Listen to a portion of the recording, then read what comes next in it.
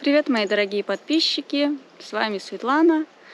Очень давно меня не было на канале, и совершенно не с такого видео я хотела продолжить развивать свой канал. Но как есть, так есть.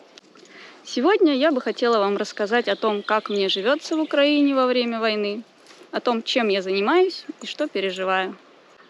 Итак, для нашей семьи все началось, как и для многих семей в Украине, с 24 февраля 2022 года, когда мы в 5 часов утра проснулись от взрывов, которые прогремели неподалеку от нашего дома. И с тех пор и начался весь этот ужас и продолжается до сих пор. Это КПП Синьковка, через которое я накануне войны вернулась в Украину. Теперь через него въезжает российская техника.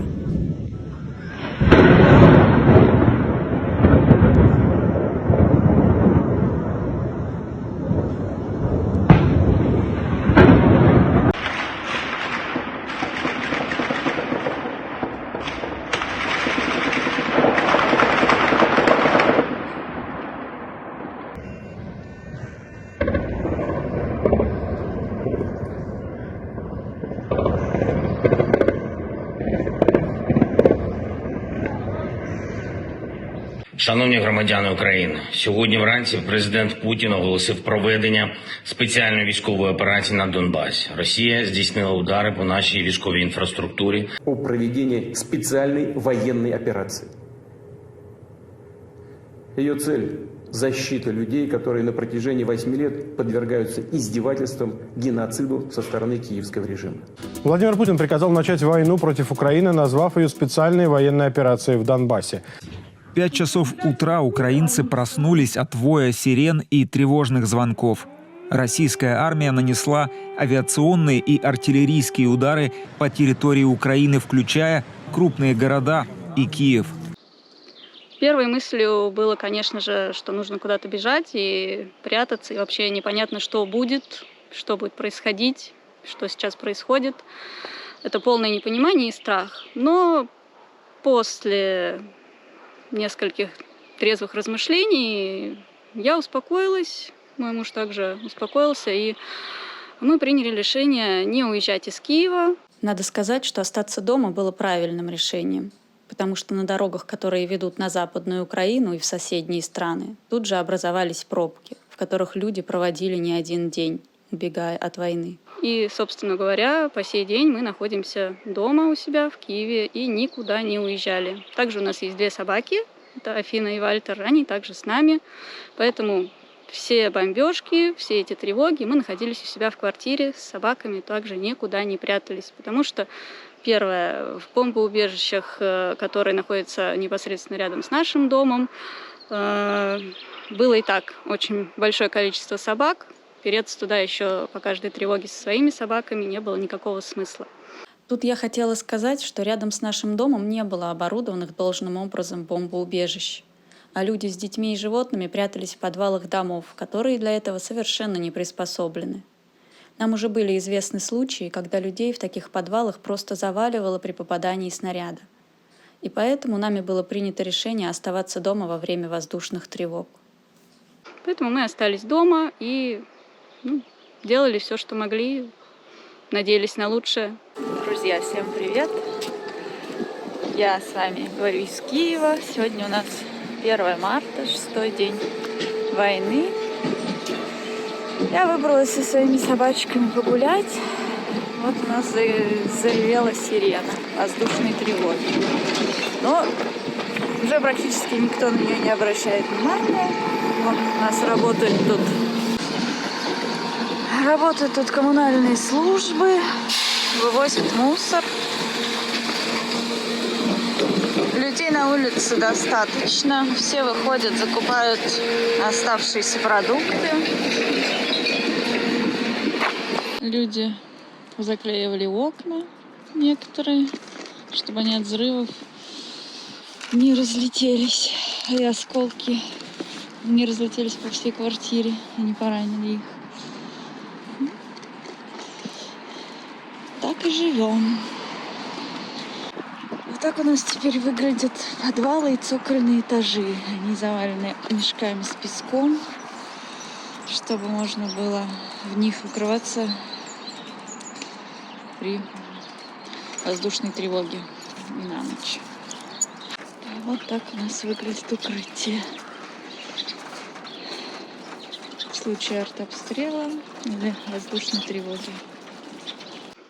Конечно, первые дни были самыми тяжелыми и самыми тревожными, потому что ты не понимаешь, что будет происходить, не понимаешь, чего ждать от этой ситуации, и постоянный страх. Ты живешь в постоянном страхе, ты засыпаешь в постоянном страхе, что может прилететь в твой дом, и что ты просто не проснешься. Ну и, собственно говоря, так продолжается и до сих пор, потому что совершенно недавно прогремел взрыв в Киеве уже вот после того, как войска Российской Федерации были отведены непосредственно из Киевской области.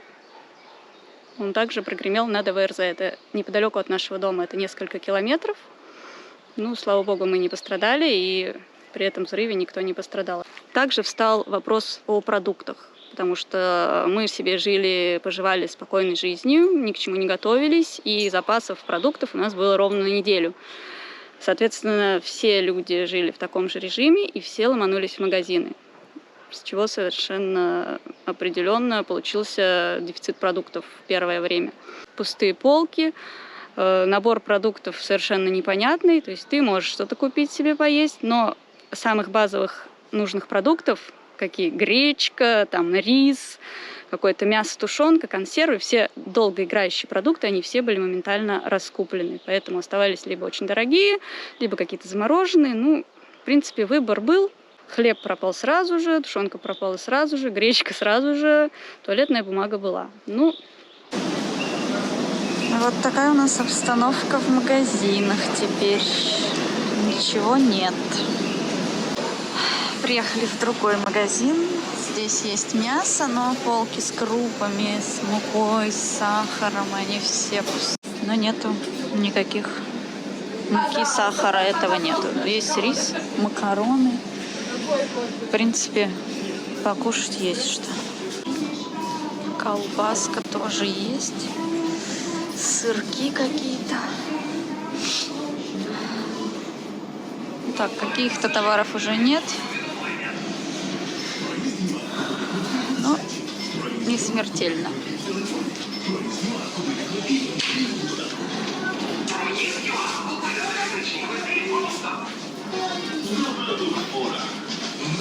Здесь у нас водичка. О, есть бомж-пакеты. Стратегический запас можно пополнить. Молочки никакой нету. Какое-то только био непонятное молоко осталось. Замороженные продукты почти разобрали. Ну, есть еще овощи. Ой, и полно хлеба. Батон завезли. С мясом проблемы здесь. Ну, в общем, друзья, в городе довольно тихо и спокойно сегодня. Можете увидеть, что некоторые себе на окна наклеивают тоже вот так скотчем заклеивают стекла, чтобы не побились во время взрыва. Ну, в общем и целом ситуация пока спокойная. Все люди ходят по магазинам в основном, кто-то все запасы пополняет. Ну и готовится к обороне. Пока непонятно, чего ждать. Но, в общем и целом, паники никакой нету.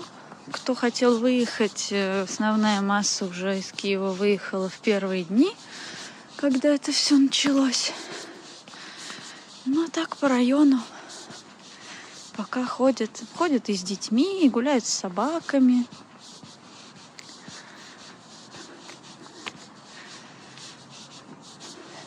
Паники никакой нет. Все спокойно. Непосредственно в этом районе никаких боевых действий пока не было. Никакие ракеты сюда еще не прилетали. Ну, на площадках, конечно, дети не играют. Все ходят с родителями за ручку. Ну и такая тишина вокруг. В 8 вечера у нас начнется комендантский час. Площадочка детская пустая. Детские сады, школы, конечно, не работают.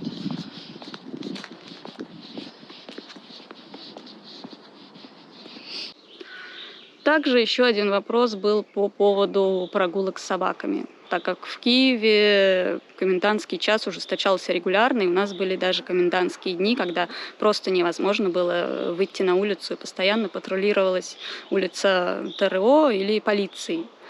У меня 2 собаки, мне надо было как-то выкручиваться и как-то с ними гулять, поэтому несколько раз я сталкивалась с полицией, с ТРО. Они проводили мне жесткую проверку, собеседование. Они проверяли мой паспорт, проверяли мой телефон, спрашивали, как долго я живу в Украине, спрашивали мое отношение к войне, потому что я забыла вам сказать о том, что я гражданка Российской Федерации. Немного о себе. Начнем с того, что я гражданка Российской Федерации. И до 2014 года я счастливо жила в России, после чего я вышла замуж, переехала в Украину. И с 2014 года я уже по сей день живу здесь. У меня имеется постоянный вид на жительство в Украине, но гражданство я свое сохранила. И сейчас я вам, собственно, расскажу, в чем будут трудности. Итак, вернемся к нашим прогулкам. Гулять с собаками нужно несколько раз в день. Мне пришлось выходить с ними. И я, понятное дело, сталкивалась с ТРО, с полицией. Они мне проводили такую жесткую достаточно проверку. Они проверяли мой паспорт, они проверяли мой телефон, соцсети, мои мессенджеры, все мои переписки. Они спрашивали, как я отношусь к войне, как мои друзья относятся к войне, как мои родственники относятся к войне. Ну, собственно, вот такой вот небольшой допрос был. Но, тем не менее, все были вежливы со мной. На личности там никто не переходил, все было спокойно. Я им предоставляла все необходимые сведения, данные, документы. Они меня пожурили, что ай-яй-яй, нельзя выходить с собаками. Ну, собственно, я дальше продолжала двигаться в сторону дома. Вот такая вот ситуация была в комендантские часы. Опять же, никакого негатива в свой адрес непосредственно от этих людей я не встретила. Ни со стороны ТРО, ни со стороны полиции. Даже после того, как я им показывала свой паспорт и говорила, что да, я гражданка Российской Федерации. Они достаточно спокойно к этому отнеслись, но проверка была, скажем так, более жесткая, чем для украинцев. Потому что и украинцы, собственно, тоже имеют собак, и также в нашем районе гуляли с ними, и их также ловила полиция. То есть их просто отпускали, отправляли домой, меня отводили на проверку. Друзья, всем привет! Сегодня у нас, если я не ошибаюсь, 14 марта. В датах и числах и днях недели все уже давным-давно запутались. Я уже не помню, какой день войны у нас идет. Сегодня в Киеве довольно громко. И даже в нашем районе, на левом берегу, слышна работа артиллерии. Я гуляю с своими собачками. Люди уже максимально адаптировались к этой обстановке. Из Киева, по данным, уехала практически половина людей. Половина жителей эвакуировалась. Сейчас, на данный момент, здесь живет порядка 2 миллионов человек. Было в мирное время около 4 миллионов. Ну что, все ждем скорейшего окончания этого ужаса. Ждем победы.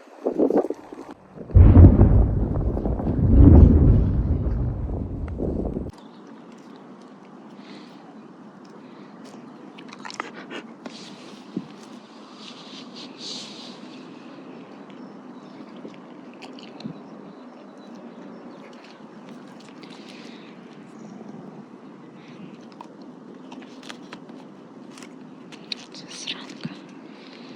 Ты же погрызла, Афин.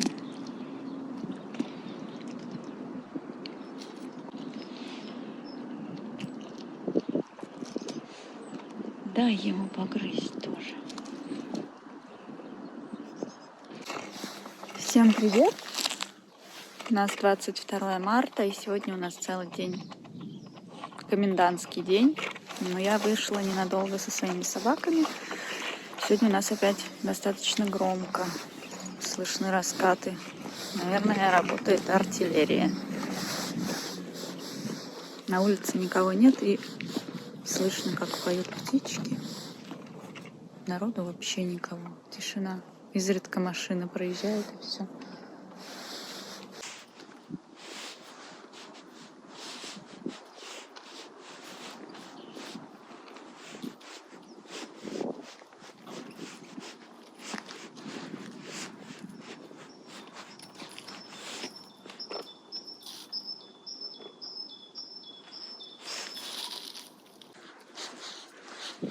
На улице так тихо, что порой слышно даже, как разговаривают люди в квартирах. Обстановка, конечно, вот такая, постапокалиптическая какая-то. Ни души вообще. Все. Мертвый город. Жизнь замерла. И я отсюда слышу, как в квартире шумят кастрюлями.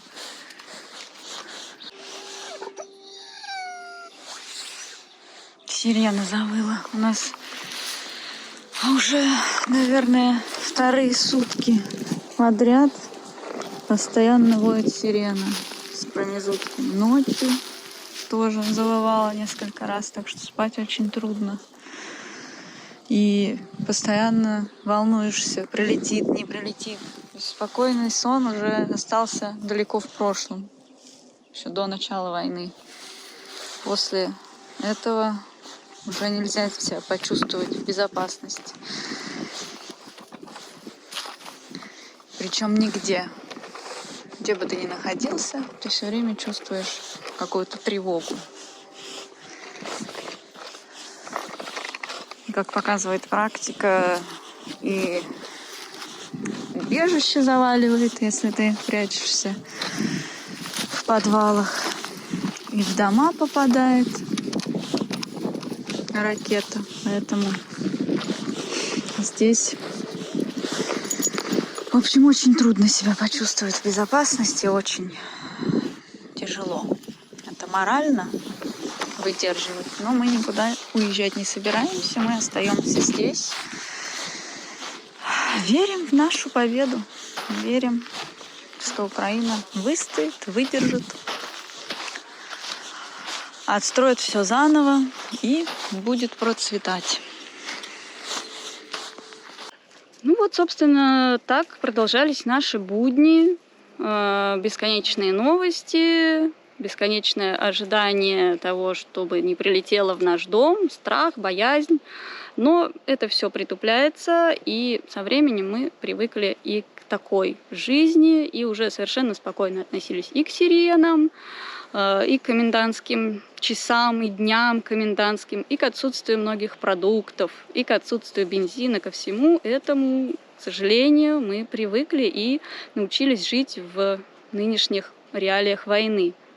Ну, а после того, как немного успокоилась обстановка и войска Российской Федерации были отведены из Киевской области, остро встал вопрос о том, чтобы не сидеть дома и хоть какую-то пользу людям приносить, чем-то помогать, потому что ситуация тогда в этих районах, Буча, Ирпень, Бородянка, все вот это вот то, что было под оккупацией, также села, которые непосредственно рядом с Чернобыльской зоной находились, это все было в катастрофическом состоянии, там не было никаких коммуникаций, там не было связи, там не было продуктов, все мосты были разрушены, и, собственно говоря, мы тоже не смогли остаться в стороне, и хотелось как-то помочь людям, потому что мы имели возможность. Когда бы мы еще сюда попали, блядь, если бы не война. Пиздец. Надо, конечно, как-то и весело, но ну что, видишь, наши мужики вот деревья подпиляли, все аккуратненько подкладывали. Ага. Почему-то, скорее всего, танк ебашил, да? Да, я тоже так думаю. Я тоже себе подумал, что танк, потому что кучненько так легло. Ну, видишь, это И один выстрел. один выстрел, да, ёбаный. Шкаф вскрыли там чем-то.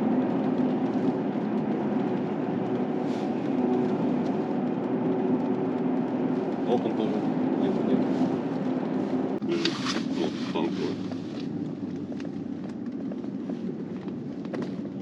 Перевернутая БМДшка. Вот. задают ебаную. У меня будет видео со своими комментариями. Ну, это проезд не для двух полос.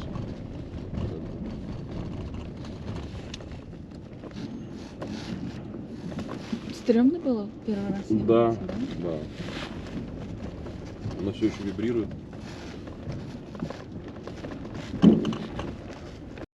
Наши любимые журавли. На Мыслевский дом посмотри, это вообще пиздец. Там сверху прилет был, судя по всему, что там крыша проломлена. Да. И вот тоже какая-то хуйня, техника стоит. Ну, короче, грустно, конечно.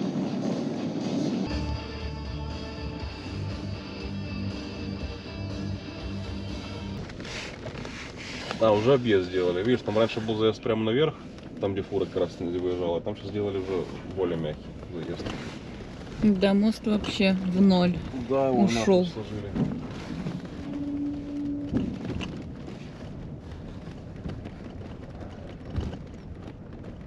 Антончик.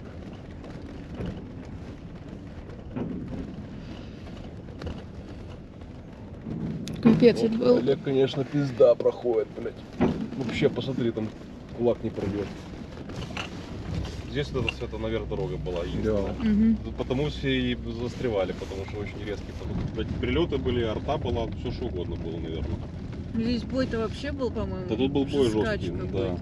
Вообще пиздец. А видели это видео, как этот чувак идет с джавелином, вот кто-то ему кричит: вот, смотрите, это наш генерал, говорит. Ага, и он стреляет по технике. Так Под ноги смотри. поставляли.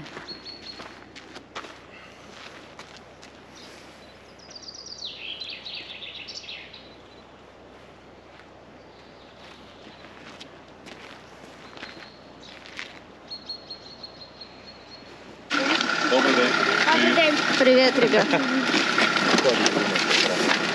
Да. Так, давай. Так, Кирилл, посмотри, она тут дело оптимизировать. Это сделать сюда, ставить. Кирилл, давай, забирай.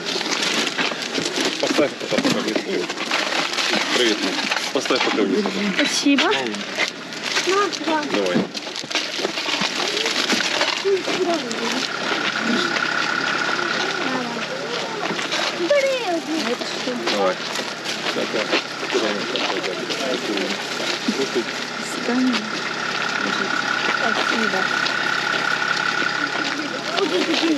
Ого!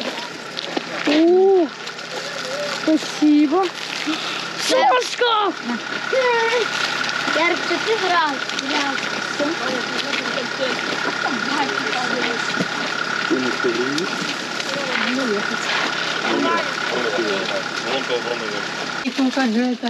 Конфеток надо, да. Сейчас дадим. Ой, молодец. Спасибо тебе. Политка, Бог за здоровье. Спасибо, друженьки, до своей семейки приехал. Будьте, детки, здоровенькие. Дай Боже, щоб ви вижили. А нам уже таке, що тихо буде. Але кофе встікаєш. Добрий день. Добре, добре. Спасибо вам, детки. О, шоколадка ты, да? Спасибо. Спасибо. Бог дає здоров'я.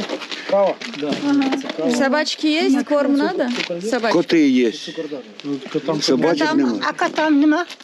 Ну, собачьи корма не будут? У мене кошечка. Кошачьи есть тоже, да? Муся, у Сейчас мене тогда муся. дадим. А звідки ви приїхали? Де Києва. З Києва. А який район? Дніпровський. Дарницький район сьогодні край бомбили сьогодні, там чи не бомбили, а стріляли. Ми вже звикли до цього. Хлопці, у вас часом великих батарейок немає, 2 штуки, радіо нема, скоро вже зовсім. Батарейок нема, на жаль. Міняю на пальчикові. Якщо б вони були.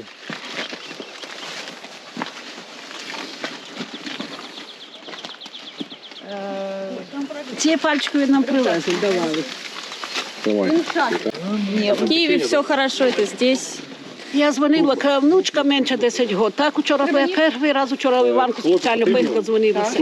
Бабулечка, я так боялась, это сирена такая страшная, такая страшная. В среду поедем. Старшенька, ничего. А во сколько вы дома заедете? Часов 8. Я за тебе торбочку ну знову. Ну, нехай. Я взяла торбочку. А це що таке? Ходіть, А нам не дитячі треба. їжа. Не треба, ми таке не їмо. 8, Хай Васильці Да. бери. Оксана, ти Діані бери. Вона Это знає. кашка. Ни разу не купили, сахара не дали. А сахар там іди. Пошли. Є? Солодощі. Чекають, по-моєму, Тримай. Саня, мешок. Мешок. Останній палець. Тримай.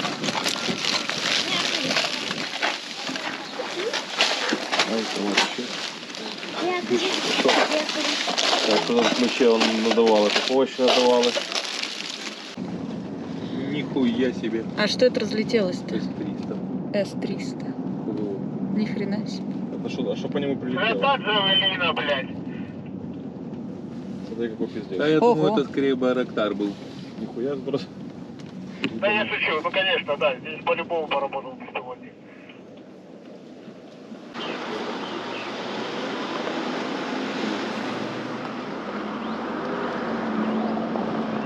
Да это от этих все осталось?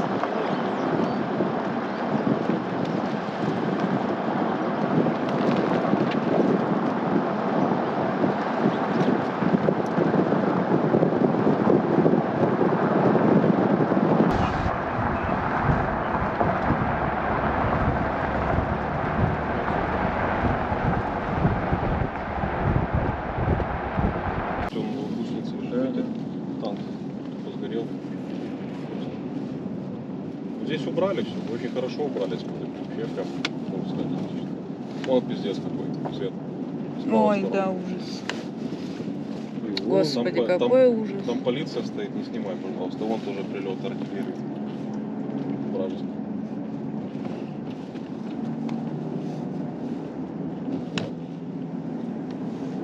Новые дома совершенно. Да. Кто-то все делал. Вон с левой стороны тоже. Все нахуй разъебано просто. Это дом вообще просто.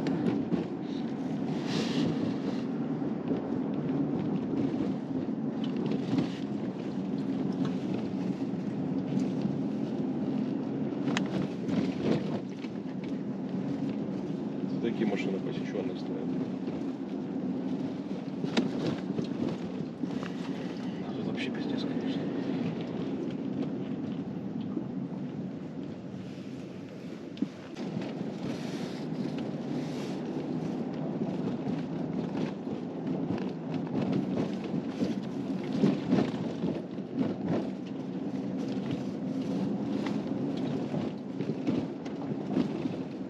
Тут чуть ли не через один дом прям все.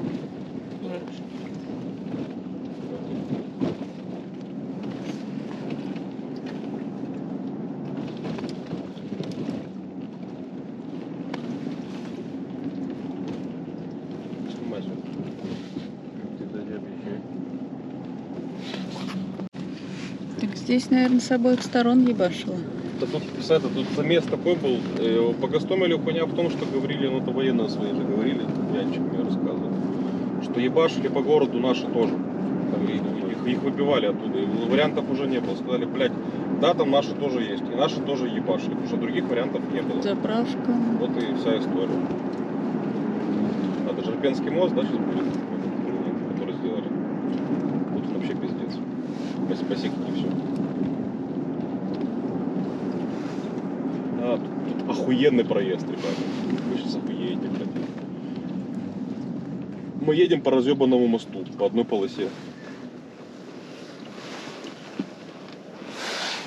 Там можно снять? Да, я думаю, да. Потому что они сделали это по переправу. Смотри, какой, блядь, это вообще... Нет, стой, подожди, пропусти его. Кого? Один человек на один пролет. Да, написано? Ну, я так думаю, что лучше так. Оп. Смотри, прилет.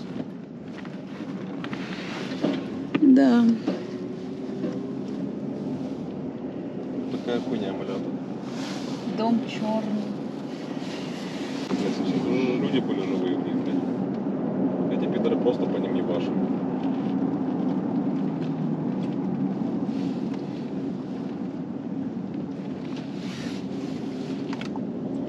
светофора разъебанного, вообще сгоревшая куча. Свет справа. И здесь тоже. Маме покажешь потом, как все это фейк. Пускай посмотрит на этот фейк, пидорасы.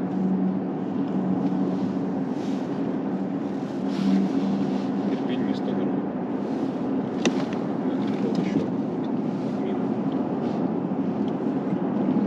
Получается, мы сейчас едем, уезжаем, аж на свет уже.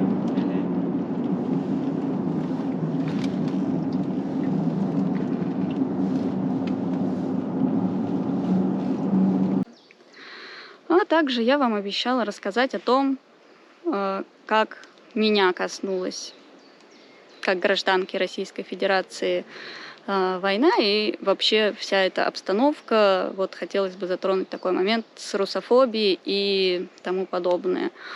Живя здесь 8 лет, я ни разу не столкнулась ни с какой русофобией, ни с какой ненавистью и ни с каким негативом по отношению к себе и по отношению к своему гражданству.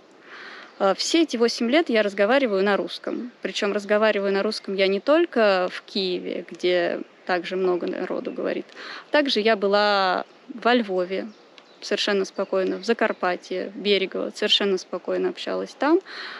Одесса, Харьков, все города, которые окружают Киев, совершенно спокойно я могла везде говорить по-русски. В магазине, с людьми.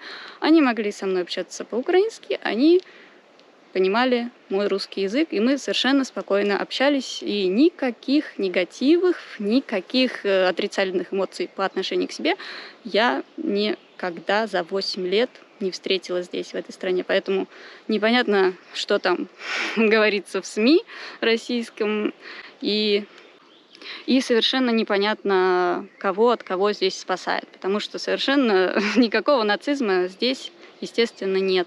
Мне очень жаль, что из-за политических игр сейчас пострадало огромное количество людей, ни в чем не повинных, и огромное количество семей, которые были разделены этой войной.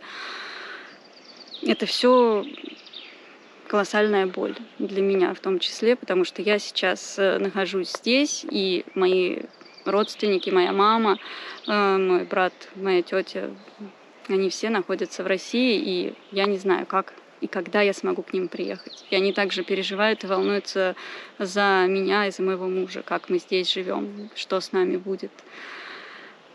В общем, это ужасно. У меня нет другого слова.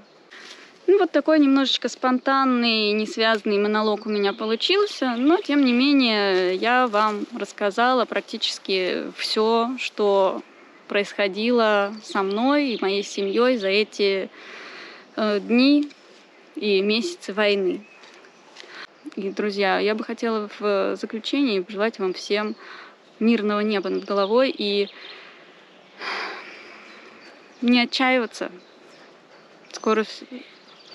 Надеюсь, скоро все закончится, и мы сможем вернуться к нашей привычной мирной жизни, наладить то, что было разрушено, отстроить заново дома, отстроить заново города и жить в спокойном, мирном государстве.